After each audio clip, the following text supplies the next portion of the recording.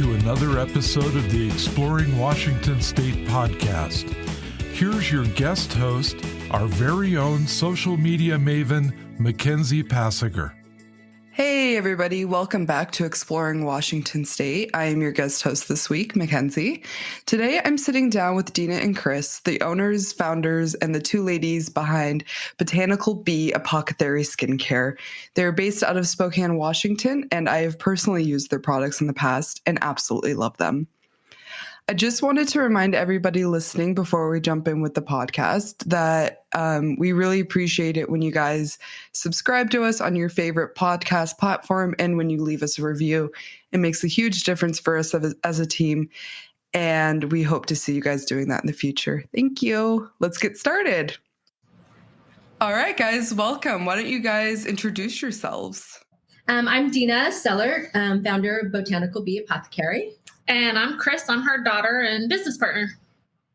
So how long have you guys actually been doing this? Because you mentioned before that you recently launched this business in the COVID times. Yeah. So how many months have you guys been doing this now?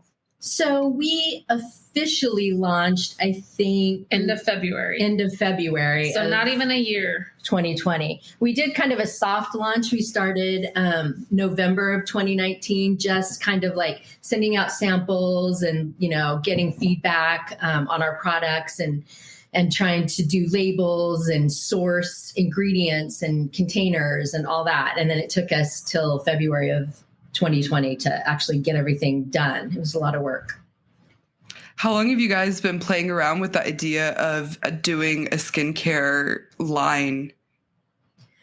Oh, gosh. So, really, this dates back to years, 15, 20 years that I've been doing it, but just for myself personally. And then started making it for people at work and friends and family. Just got all sorts of really good feedback. And it was actually two things that catapulted us into doing this. It was Chris's ongoing acne issue. Mm-hmm. When I realized how harsh what she was using was on her face, it was actually bleaching her sheets. And when I found that out, I was like, oh no, we have to be better. And then really it was my husband who, really pushed us to do this because, I was nervous about doing it. My background's actually in sustainability, and I had a corporate job for MGM Resorts International doing sustainability. And he's, when we moved up here, he just said, why don't you start this business? Like, you and Chris can do this. We talked about doing a family business for years and years, but not this in particular. And then just really kind of pushed me off the edge of the pool. Mm-hmm. And it was sink or swim. So. Wow. I also suffer from adult acne, and I've done rounds of Accutane and also have used the really harsh stuff where you cannot use a black pillowcase at night because you will wake up with the bleach spots. Or you have to be careful about wearing sunscreen all the time, or because you're susceptible to extra burning. And exactly. I did Accutane twice, which in itself is scary because I think it got discontinued and then brought back. They've had issues with it. Yes, lots of issues. And I remember doing lots of tests and psychological exams and because they worried about the side effects, and that was scary. And it worked for a while, but then it caused other issues, lots of scarring. I became addicted to chapsticks and lip balms because my lips were always so dry. And I struggled with that, since I was 15. Yeah. And I'm 35 now, and 20 years of acne is enough. I'm over it. So, and you're preaching to the choir. And putting that harsh stuff on your skin is bad enough. But then I had kids, and now that stuff is going on their faces. When you smush your face up to theirs, I didn't want that stuff on my babies. No, it makes you really kind of think about what you're putting into your own body. Yes. So you've been making your own skincare for yourself for 15 to 20 years. Yes. Never sharing. How did that come up for you? So it's funny. I grew up, my mom was, I like to call her a hippie who didn't know she was a hippie.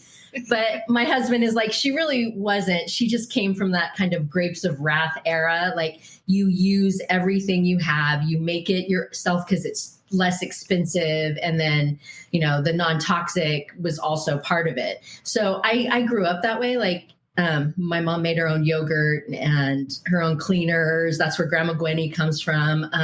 Super conscientious about health and well-being. So as I was always pretty conscious about what I put in my body. And then as I got into my 30s, I was like, started getting really conscientious about what I put in my body. And then, had the epiphany one day of something that we all know, that our skin is our largest organ, and that what goes on our skin goes in our skin.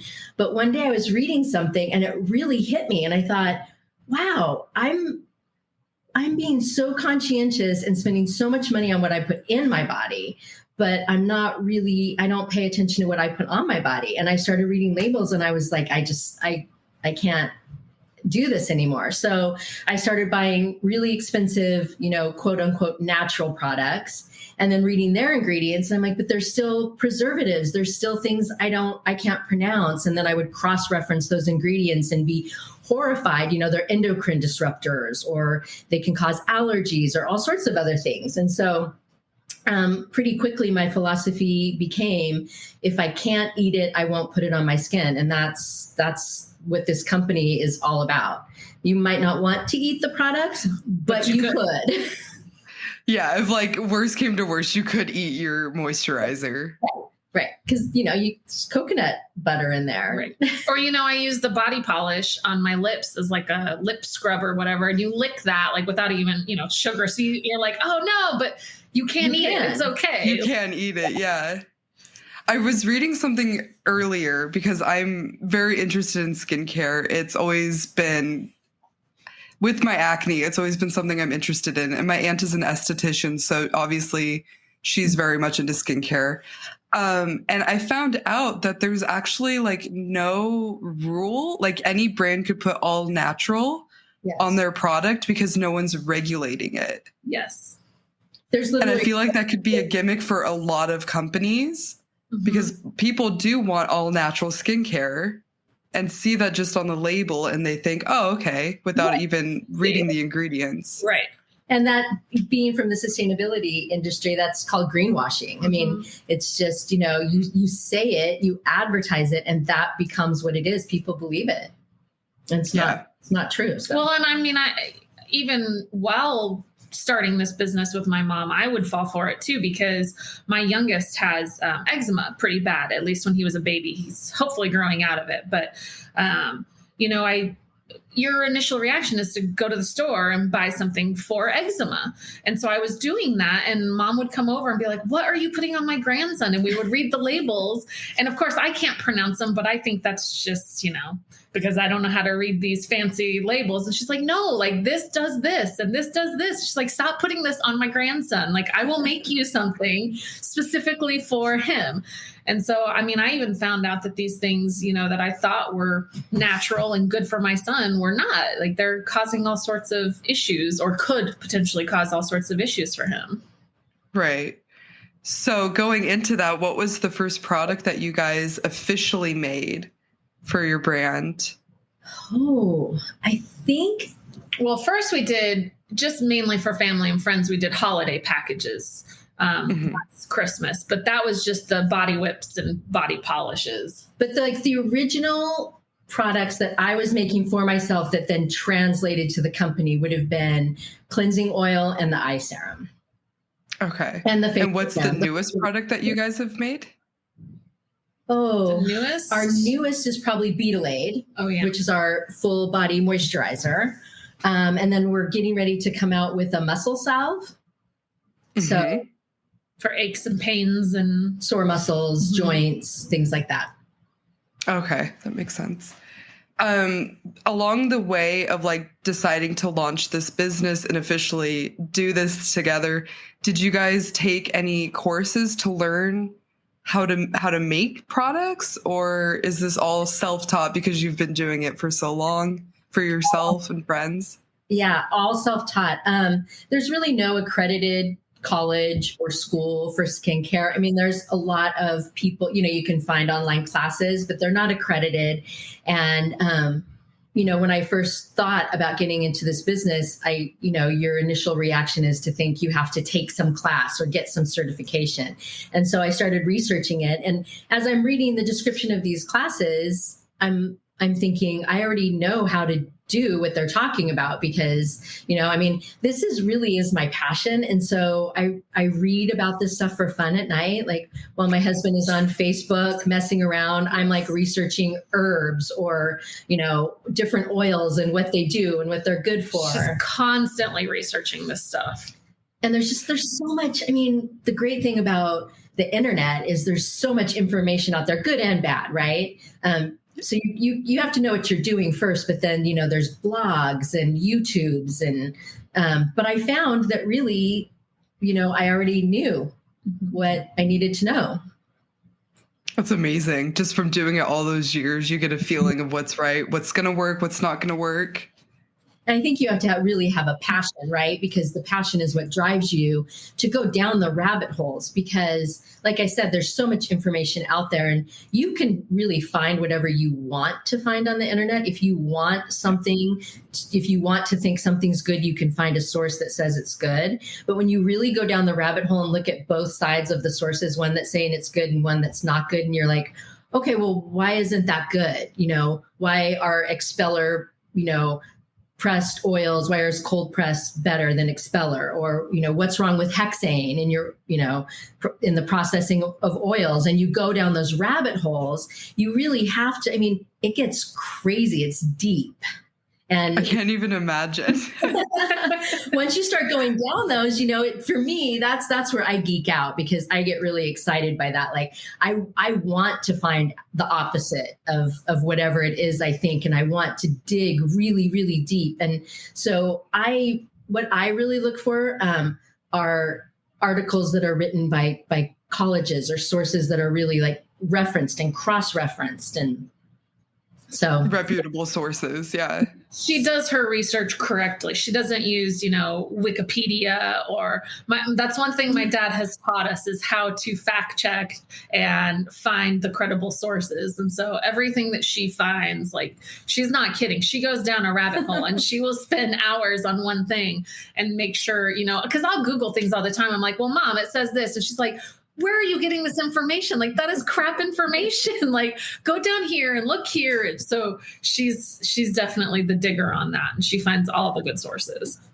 Yeah. Well, I think that's especially important when you're making something for someone else's skin to look at both sides, because like you said, on the internet, you can find anything to fit your narrative. Mm-hmm. Right. If you want something to be true, you'll find something, but then to turn around and look for something that's saying that's not good, and putting that together, I think that's really important. Mm-hmm.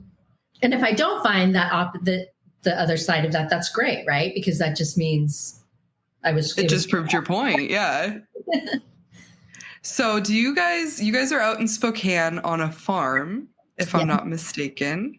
Does production take place? Like, are you guys running the whole production? Yes. Like making each item? It's just us two. She actually does most of the making. I'm more behind the scenes myself, but. Yeah, and everything takes place. We have a dedicated studio set up. Mm-hmm. So we have a huge room that you can kind of see behind us, a huge room that's dedicated just to BBA. So everything is always, sterile and nothing else in the room. Right. We do everything on the farm, including grow a lot of the herbs that we use in our infusions. Oh, really? Mm-hmm. Okay, it does not get more local than that. Or sustainable, quite frankly. Right? And what really, we have this property, and initially I just wanted to do it for fun, just, to say, oh, we grew our own stuff. And then as I was growing it and drying it and comparing it to the herbs that I was buying, which I'm super picky about where I source my products. And, I like them to be as local as possible and as fresh as possible. But I'm looking at what I just did and what I bought, and it's night and day. I mean, yeah, you can't even compare them. We should have shown you, but we'll have to show you a picture, but you compare her chamomile to the chamomile that you buy. And even though it's the best of the best, there's no comparison. Like, you can't even tell that the store-bought is chamomile really, whereas hers looks like a dried flower. Like, it's beautiful. Well, and you don't know how old some of those things you're buying is. And what I do know is the herbs that I'm using in the infusions right now, like to make the Beetleade right now, were grown this past summer. Right. And so I know. We recently bought a property as well. And my first goal was to get the backyard in order so that we could start growing our own vegetables. And when we moved in, there was a plum tree that we've unfortunately since had to remove. And normally I don't like plums at all. My kids were eating them like off the ground, like they could not get enough of it. And finally I thought, okay, I'll try one of these plums. And it was that first moment in my adult life going, wow, it really does just taste better when it's grown in your backyard. Yes. That aha moment, right? Yeah, it just clicks in your head because, like you said, you don't know how old the products or ingredients are that you're buying from the store. Right. So that's pretty cool. So do you guys are you able to do big batches of your product, or do they have a shorter shelf life, meaning that you have to do smaller batches? And then how does that work for you guys? So, I mean, you really have to know your oils first thing, right? And their longevity. Most of our products will have a shelf life of a year or two. And what I mean by when I say you have to know your oils is some oils need to be kept cold while others can be kept at room temperature. So we're super conscientious about how we treat our oils and store them. And we can make big batches. I like for our products to be as fresh as possible. And so I try not to keep too much on the shelf, but also you have to have it ready and available to ship out. We try to ship the same day or next day. And so it's finding that sweet spot then. Definitely a balancing act, between not having too much, but we definitely have the capacity to do larger. Mm-hmm. So when you guys are thinking about making a new product, a new item, what does the step-by-step look like for you guys? Do you find like a problem area, like the under eyes are dark, so let's make an under eye cream or oil? And then how do you go from the initial idea to the execution of the product? Yeah, that's actually really fun. So, fun, tedious, and sometimes really frustrating because sometimes you're back to the drawing board when you're 10 steps in and you think you've got it, and then something happens and you have to go back to step one. But what we typically do, tons and tons and tons of research. And then you make your prototype. We try everything in-house first. We try it, we remake it, we try it again. Once we think that we have it, then we have beta testers who, were at first family and friends and have now expanded beyond that because people will hear that and say, I want to be a beta tester.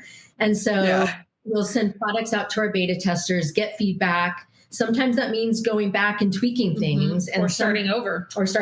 And sometimes it means it's good the way it is, or small tweaks, which is typically the way it is because we do some pretty intensive research and testing in-house. We have a house full of human guinea pigs that test all our products from adults to children. So it's very convenient. Yes. And then once the beta testers approve, then we usually go into production.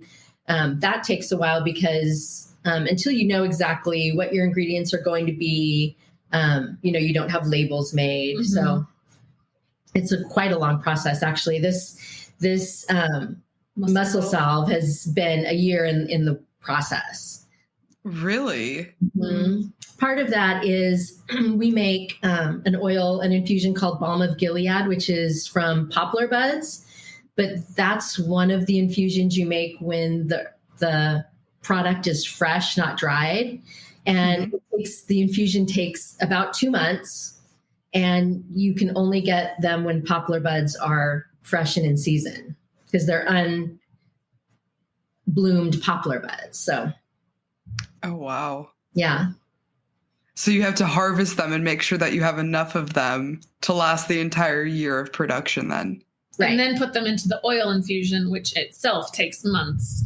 And then use that oil infusion to make said product to test. Right. So is there a reason that it takes exactly 2 months for it to infuse? That's Like, yeah. what's the science behind that, I suppose, is the better way to phrase that. If you saw the poplar buds, I think that would help too. They're really hard, dense. And so I think part of that is, in order to get all the goodness out of them, it takes a long time to penetrate that. That makes sense. Yeah. Yes, plus any moisture that's in them has to evaporate. So you want to make sure you don't have any water in the product, because that's one of the things is once you put water in a product, you necessarily need a preservative. Okay, that makes more sense now. We don't use preservatives. That's like one of our statements, tenets. And so. Okay. So I do have another question that I'd like to ask, because you guys sent me a few items.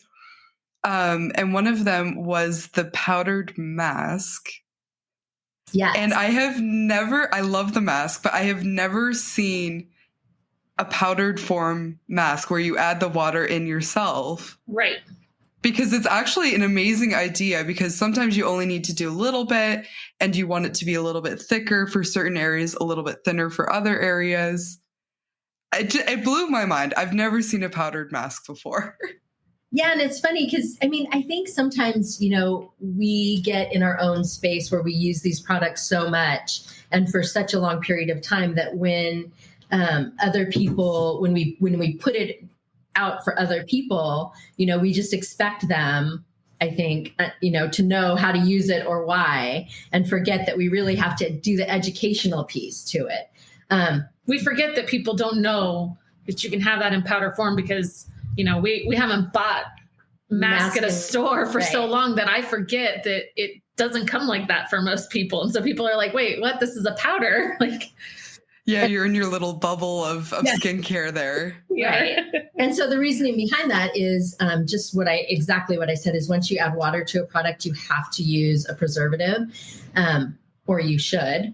And that is one of our tenets, is to not use any preservatives, and part of our mission. So leaving it in a dried form and allowing the customer to mix it themselves, not only do you not need a preservative, but like you said, you can mix as little or as much as you want, and it allows that the longevity of the product, right? It can last indefinitely, because everything that I buy, I know how fresh it is. So it's fresh as it goes out to you. And then, it's in the powdered form. So it's going to hold longer than any of my liquid masks, I think. Yeah, for sure. Because you notice those when you open it after like 6 months, if you haven't used all of it, you're like, kind of like, ooh, I don't know if I should still dip my feet in that. Yeah. Yeah. It's like, I feel like our customers definitely get a bigger bang for their buck because they're not buying water. With all of our products, you're not buying water.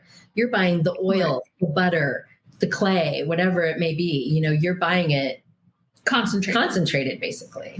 That's why we say our items are skincare concentrates, because, if we were to sell you that mask and add the water ourselves, we could do that, but you're going to get less product technically because you have to make room for that water. And so it's the same with the Beetleade. If we were to add water to that and sell it as a, quote unquote lotion, we can stretch that farther and you would technically get less, but you're paying for the water. And nobody wants to pay for water. That's silly. So it is in the grand scheme of things. Yeah. It's so silly. And not only that, so there are natural preservatives, but we don't trust them because there's nothing to prove that, but I also reacted to a natural preservative. And so that was my hesitation on that is, I thought I was using this naturally preserved product and my face basically burned like a sunburn. It went away after 30 minutes or so, but that just goes to show you that you never know what's in your product. And so mom spends a lot of time sourcing her products and making sure they're the best of the best and that nothing is going to react with your skin or everything is really good for your skin. Yeah. No, I definitely noticed that because when you guys reached out to me last year or late last year, I've used natural skincare products before, specifically makeup. And I went in it because I had realized a brand I was buying, their ethics didn't align with my personal ethics. And I thought, okay, I'm going to stop purchasing from them. I'll try something new. And so I tried a natural makeup skincare line, and I had an allergic reaction on my eyes from the eyeshadow. Oh. And I was very panicked about it. And so I stopped using it and went back to my normal makeup.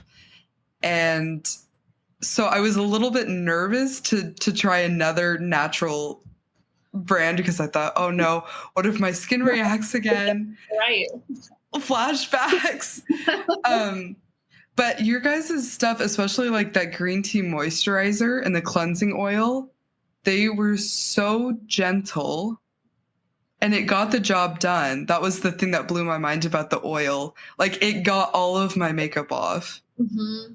And it really does. It gets it all off and it does penetrate your pores and gets everything out with, and like you said, you have acne prone skin. And so when mom first approached me about using oil cleansing on my skin, I freaked out. I was like, there's no chance I'm putting oil on my acne prone skin. Like you're out of your mind. And I would never go back. I will never go back to one of those store-bought foaming, cleansers or acne medications because oil cleansing balanced my skin. It completely changed my skin for the better. Yeah, it'll change your life, quite frankly. Yes, I agree. Too. Well, and I think we're all taught from a young age that squeaky clean means clean, right? Mm-hmm. Meaning like when we strip all the oil from our hair, we strip all the oil from our skin, it's clean. And that's not necessarily true. You're kind of exacerbating your problems by doing that. So. Well, and you can make your skin overproduce by doing that. Exactly. Yeah, I think the same with your hair as well. If you wash it too often, your hair is just going to get oilier and oilier. Well, I feel like skin and hair, like life, want balance, right? They don't want to be too dry. And so what happens is when you strip all of the oil from your skin, your skin is going to try to produce that oil to get it back. And then it can overproduce and cause the problem you're actually trying to alleviate. So, yeah. Would you guys say that, because COVID, it's been going on for a year now, which is a significant amount of time. You guys have been in business for officially about a year now. Do you feel like in some way having the world kind of stop in its tracks a little bit has been beneficial to launching a brand? Do you think it's given you more time to focus on the brand? Absolutely. When we first launched, so it's the end of February, literally we're just really learning about COVID. Mm-hmm. People are losing their jobs overnight. And I kind of panicked and said to Chris and, my husband, I'm like, oh my God, like how can we start a business? How can we expect people to buy things when they don't have jobs, And my husband, who's just really smart and my business coach, my coach in all things in life. And cheerleader. Said, why don't you just take a step back and just get your feet under you and, still go forward with your Instagram, like get your brand feet under you. And that in some ways was the best thing that could happen to us because I feel like we were really able to solidify our brand, our Instagram presence, in a way that we wouldn't have been if, we started selling products, things were flying off the shelf, It allowed us time to really kind of ease into it, which I'm so appreciative for. And to learn in hindsight.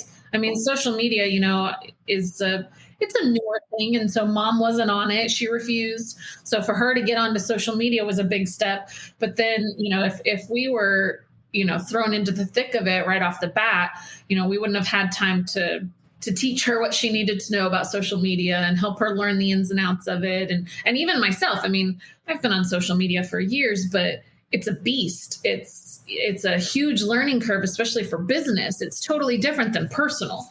Now you're trying to get people to follow you, whereas before I didn't want people to follow me. So now I want people to follow me, but I want the right people and I want to get the right message out there. And, you've got to learn how to use Facebook and Instagram for shopping and hashtags. I never hashtag. I thought that was a joke. I hated hashtags. Or thinking about like how your wall is going to look as a whole versus like just one post, right? How is it building the aesthetic of it? Yeah. And I mean, even if you go back and look at our Instagram, you'll see our pictures have progressed. Like we're like, oh, that was a horrible picture. What were we thinking? Well, like horrible. No, not horrible, but you grow. And so this has given us time to focus on, what we want to put out there and the feel we want you to get when you look at our wall, or the vibe, when you look at our wall, we want you to feel like, hey, that's BBA. And so it's given us time to do that. I think that's really great, because when you told me initially that you guys launched this during COVID, my first thought was, oh, why? Why would you do that? I mean, it panicked me as a stranger. Yes. Right. I mean, we had done all the back work. And so it was like, you're standing on the edge of the cliff, do it or don't do it. Right. And so it's now or never. Yeah. We've already done all the hard work. Yeah, that's amazing. I think that in any situation, we always have to try to find the positive. And I do love seeing new businesses throughout this last year. They have had the time to just kind of take a step back.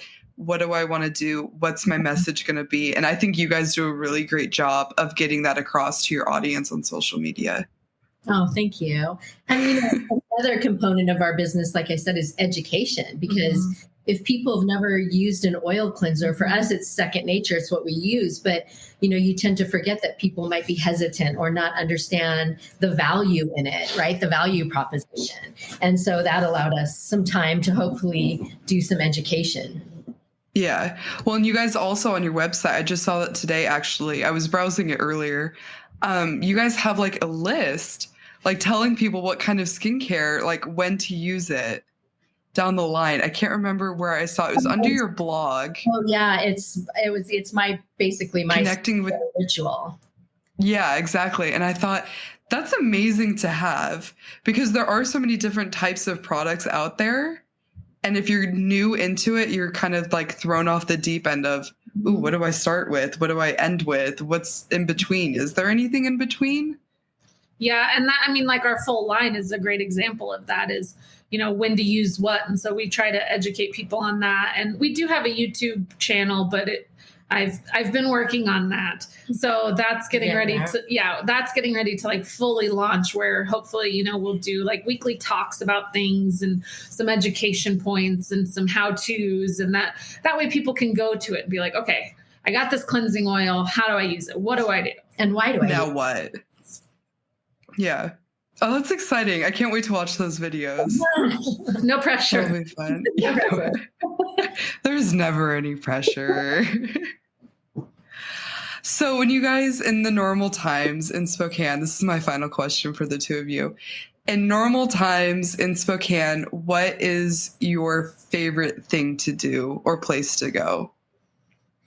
Ooh, that's a tough one. For me personally, my favorite thing, and one of the reasons why we chose Spokane, is kayaking. I'm a kayaking addict. And the fact that I think they say there's 75 lakes within 45 minutes of Spokane, or I forget what the exact statistic is. Some crazy number. But I love... It's a lot.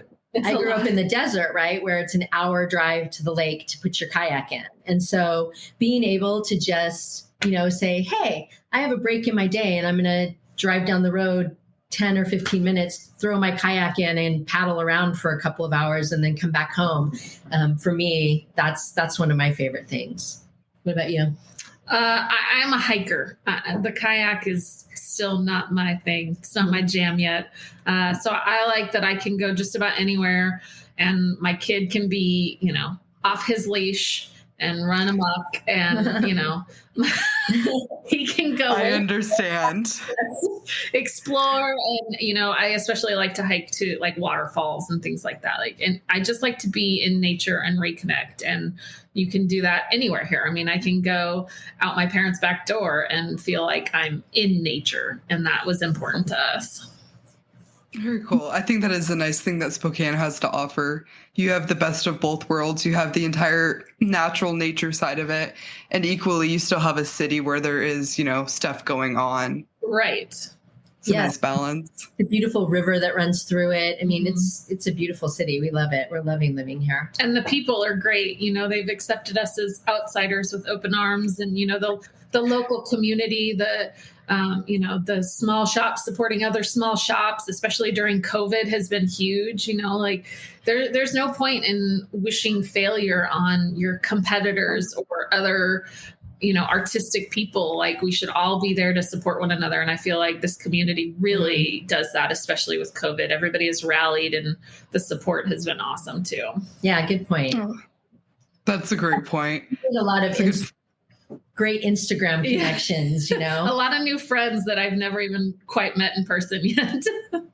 I think we all have that, quite frankly, at this moment. But it's nice knowing that there is that connection within your own community, even if it's online for at the moment. Right, exactly.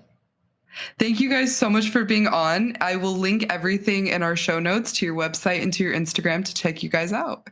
Awesome. Thank you so much for the opportunity. We really appreciate it. And I had a great time. Yeah. Thank you so much. Thanks.